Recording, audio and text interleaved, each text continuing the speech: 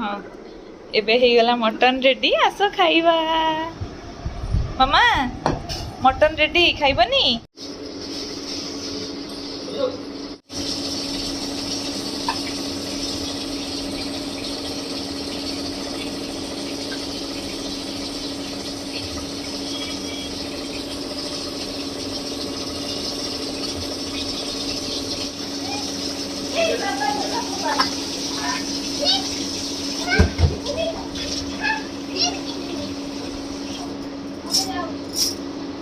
मसला देवी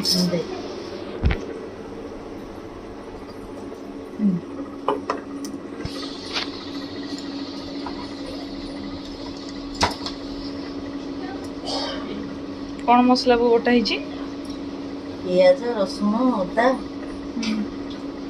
केते mutton KG टे 1.5 केजी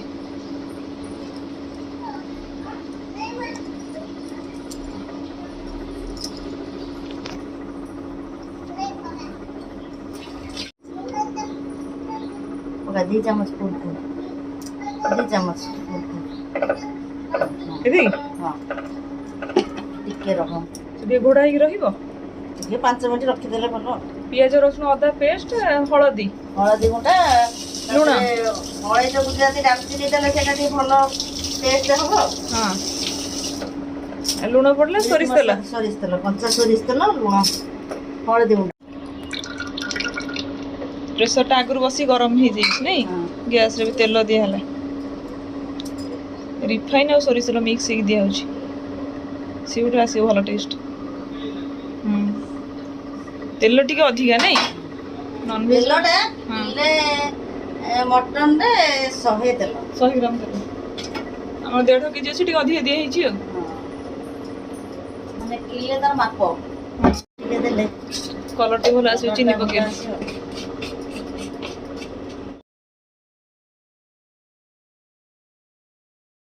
मटन रेडी है नहीं खाइया लोक आसी पहुँची गले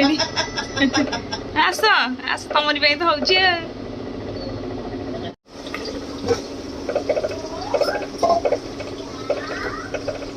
समस्ते बनइबे जानी आम घर केन्द्र रोषे गुंडा हलदी गुंडा कर दो से माने ता कलर टा गोटे अलगा आसी पियाज रे हलदी और लंका गुंडा पड़ से लाल हो गला से मन को नहीं किसी कलर न पड़ी पूरा लाल हो गला से लाल हो गला पियाज टा टिके आसी गले हां कलर टा टिके हां ये ब्राउन कलर हो गला अलगा मसला जो मैरिनेट हेक अछि सेटा डायरेक्ट दिया हो ना कोन पड़ियो ना आ किसी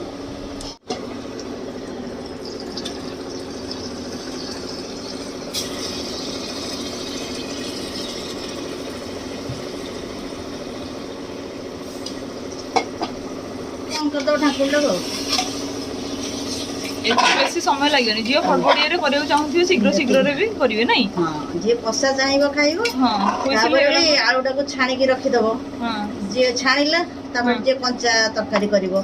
आलू कंचा पड़ा से किसी नहीं ये भी शीघ्र हुए मटन सीझे जो कषी कषी करती टाइम लगे एथरे सेमती नहीं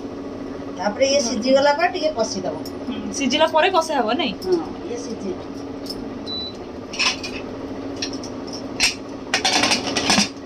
आर माने मटन टा सीझिला पर ढाकुणी काढ़ी देबो पुणी ताको टिके कषि देबो कषि देकी तापरे आलूटा छाणी रखि दिबो एबे खाली हुइसिल को अपेक्षा हुइसिल हे गले काढ़ी खाया केइटा हुइसिल हबो चारटा न पांचटा हाई रे गोटे जे तीनटा दबो गोटे सिम कर देले भी मटन टा देखिबो सीझिला बढिया हले हेइतिबो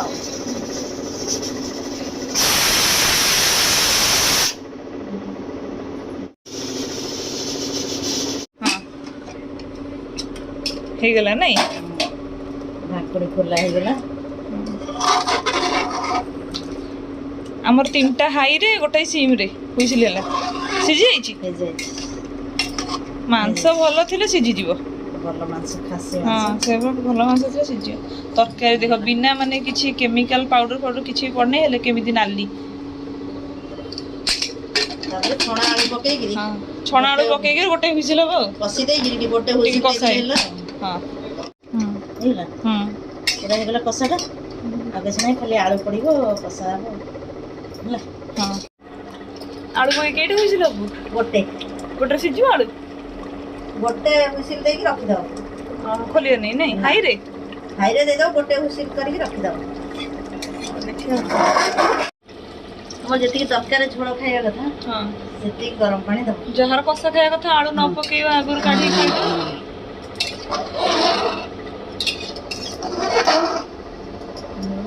ହଁ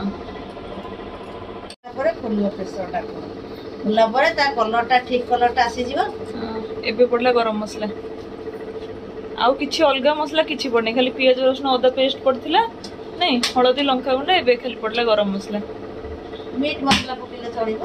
ଯିଏ ପକେଇବ ହଁ ନ ପଡିଲେ ବି ସେମିତିରେ ବି ଭଲ ଟେଷ୍ଟ ଲାଗେ ସବୁଠୁ ଗୁଜୁରାତି ଅଳେଇଚ ଡାଲଚିନି ବାଟି ଦବ ହଁ ସେ ପିଆଜ ରସୁଣ ଅଦା ସହିତ ପୁରା ସିଏ ତା କଲରଟା ପୁରା ଆସିଯିବ ମାନେ ବାସ୍ନାଟା ହେଇଗଲା ଏବେ ମଟନ ବନି ପୁରା ରେଡି